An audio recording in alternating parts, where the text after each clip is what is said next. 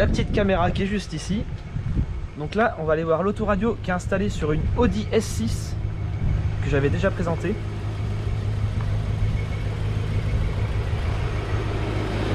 La fameuse Audi S6. Non, je rigole. Donc je vous ai montré la petite caméra parce qu'elle est connectée à la voiture. Là, on se voit. Donc si je fais ça, on le voit. Donc on est sur un double loading.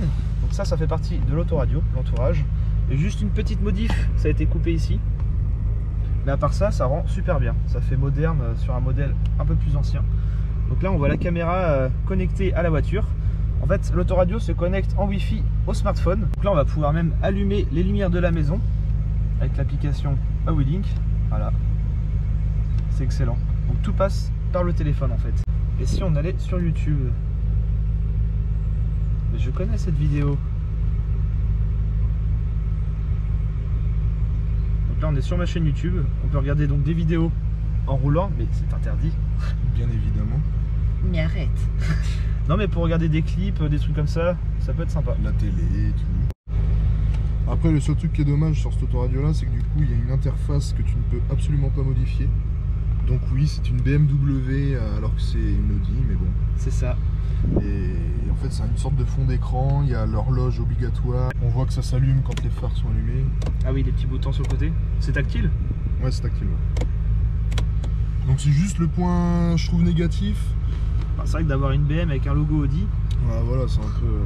j'ai envie de dire mais arrête. Exactement. Après voilà, c'est un logiciel Android. Ouais, on a du YouTube, Waze, Spotify, donc on peut mettre ses musiques directement avec l'autoradio. Voilà. Donc là, si on clique sur Spotify, on aura la playlist connectée du téléphone alors. Voilà. Donc voilà, la playlist s'est lancée. Ah, c'est génial en vrai. Donc là, on vient de lancer la télé. Donc, dans la voiture, on peut regarder la télé.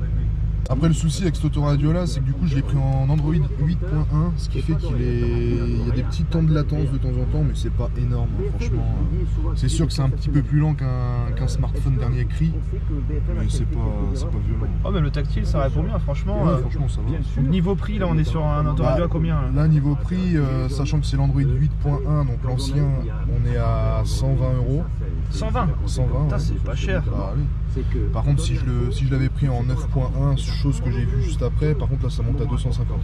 Ah ouais. Donc même pour celui qui n'a pas de GPS dans sa voiture, comme l'autoradio est connecté au smartphone, et ben vous avez un GPS. Ça c'est pas mal. Waze aussi on peut le mettre.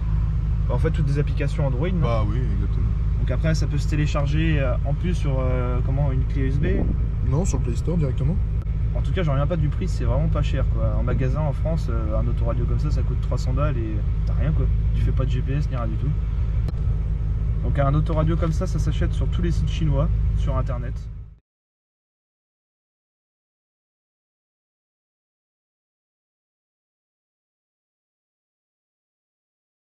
Donc là il y a le multitâche. Si je veux fermer le garage, bah, je clique sur portail garage. Qui est juste là. C'est excellent.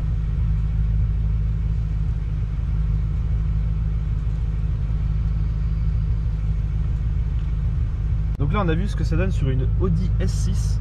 Donc le rendu est vraiment plutôt pas mal. Et maintenant on va aller voir ce que ça donne sur une BMW.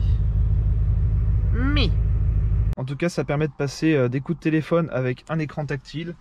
Donc tout s'affiche, j'ai fait le test à l'instant mais pas en vidéo. Donc on voit le nom de la personne, en tout cas c'est vraiment propre. Le menu, l'interface. Là où je suis déçu, c'est le menu qu'on peut pas modifier. Donc le fond d'écran Audi BM, un petit peu dommage. Mais dans l'ensemble, rapport qualité-prix, il n'y a rien à dire. C'est super propre, même la finition et tout. Et aussi, on peut connecter une caméra de recul à l'autoradio. Donc une caméra de recul, pareil, achetée sur internet pour 10 balles. Moi, pour mon Audi A5, j'ai envie d'en acheter un. Je me suis renseigné, il y a moyen.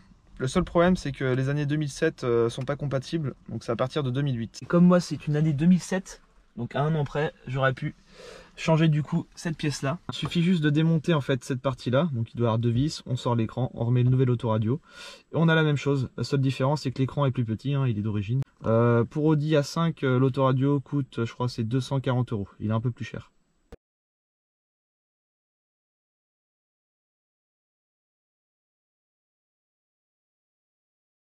Voilà ce que ça donne sur une BMW 530D. Donc c'est pas le même autoradio, là c'est un 9.0, l'autre d'avant c'était un 8.0. Donc là on a une caméra de recul, on voit ce que ça donne. Dès qu'on passe la marche arrière. Et on peut carrément aussi connecter une PS4 à la voiture. Donc là on a la sortie vidéo. Par exemple, on peut mettre la PS4 dans la boîte à gants et jouer à la console dans l'auto. Donc dans celui-ci par contre le menu est un peu mieux. Il y a un logo BM, il n'y a pas un mix des deux quoi.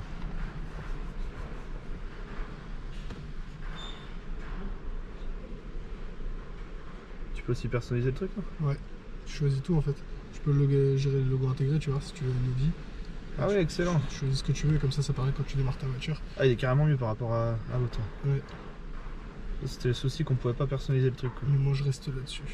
Ça affiche même quand on allume les phares.